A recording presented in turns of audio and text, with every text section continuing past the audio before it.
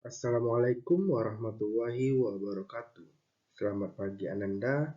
Gimana kabar kalian hari ini? Semoga dalam keadaan sehat ya. Seperti biasa, sebelum dimulainya pembelajaran, marilah kita berdoa terlebih dahulu. Bismillahirrahmanirrahim. Rabbi zidni ilman warzuqni fahman. Ya Allah, tambahkanlah kepadaku ilmu dan berikanlah aku pengertian yang baik. Amin. Baiklah Ananda, hari ini kita akan belajar subtema yang ketiga, pembelajaran kelima di halaman 131. Ananda bisa buka ya buku pelajarannya. Nah, Nanda, hari ini kita akan belajar tentang materi pertumbuhan kata. Kata merupakan pemakan serangga. Kata pandai melompat karena memiliki kaki belakang yang lebih panjang. Kata juga pandai berenang karena kakinya memiliki selaput yang membantunya dalam berenang di air. Kata disebut hewan amfibi karena dapat hidup di dua alam, yaitu dapat hidup di darat maupun air. Kata dewasa dapat bertahan cukup lama di air. Kita lanjut ya Ananda. Daur hidup atau perkembangbiakan kata.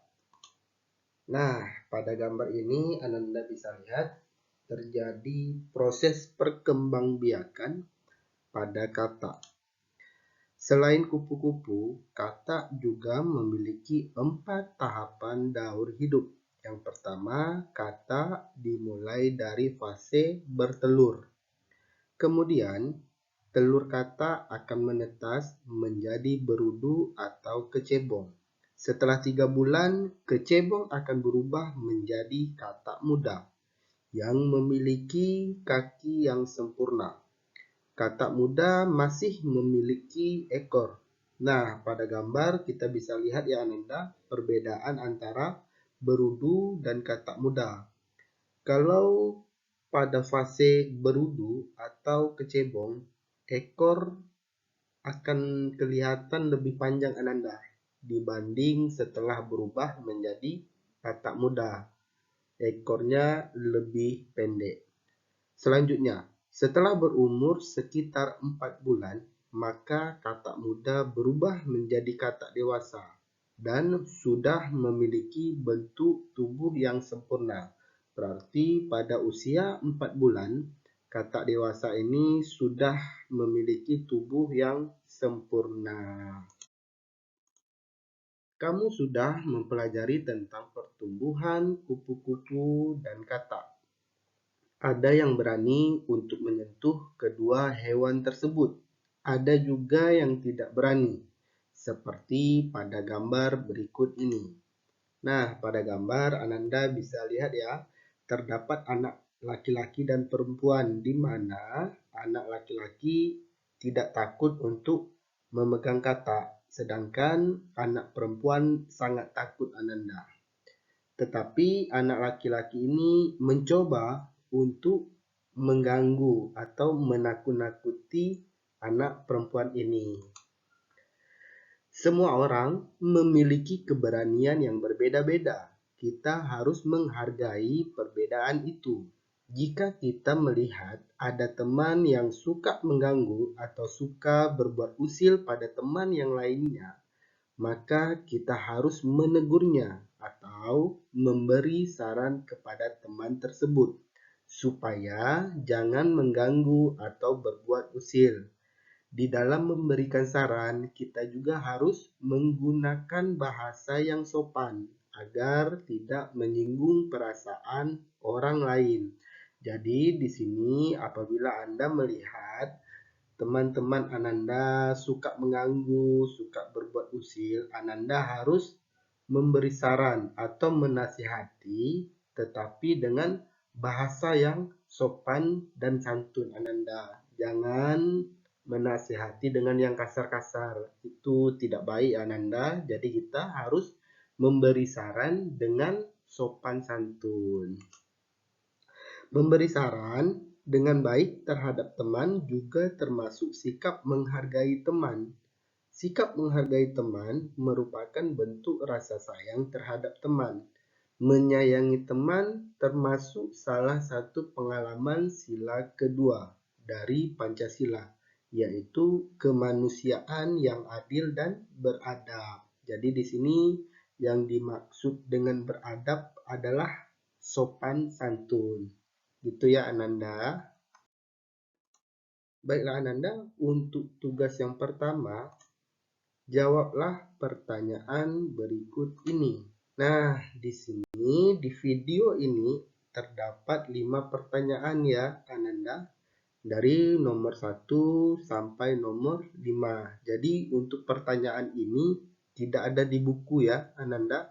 Pertanyaan ini Bapak buat sendiri. Jadi Ananda bisa membaca pertanyaan ini di video. Ananda kerjakan ya. Baiklah Ananda, kita lanjut ya. Kalau di buku pelajaran Ananda bisa lihat di halaman 134. Ayo berlatih.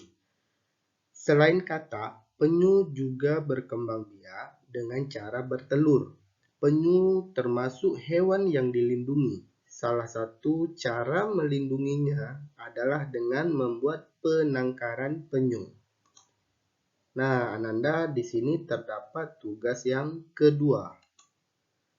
Sebuah penangkaran penyu memiliki 7 bak penyimpanan anak penyu. Setiap bak berisi 130 ekor anak penyu. Berapa banyak anak penyu semuanya? Bagaimana kamu menyelesaikan soal yang ada pada cerita tersebut? Nah, di sini pada soal nomor 1, Ananda diminta untuk mencari perkalian. Perkalian berapakah yang sesuai dengan soal cerita ini?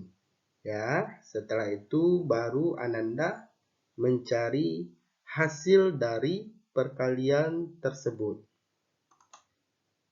Soal yang kedua. Nah, di soal yang kedua ini Ananda diminta untuk membuat soal cerita.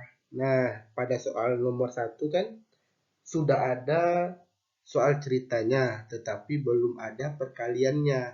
Tetapi di soal yang kedua, di sini sudah terdapat perkaliannya Ananda. Jadi Ananda tugasnya untuk membuat soal cerita untuk perkalian 300 dikali 4 ya. Setelah Anda membuat soal cerita ini, barulah Ananda menjawab hasilnya ya. Jadi untuk tugas kedua ini hanya 2 soal saja Ananda. Baiklah Ananda, sampai di sini dulu pertemuan kita hari ini. Bapak harap kalian bisa memahami dan mengerti tentang pelajaran kita hari ini.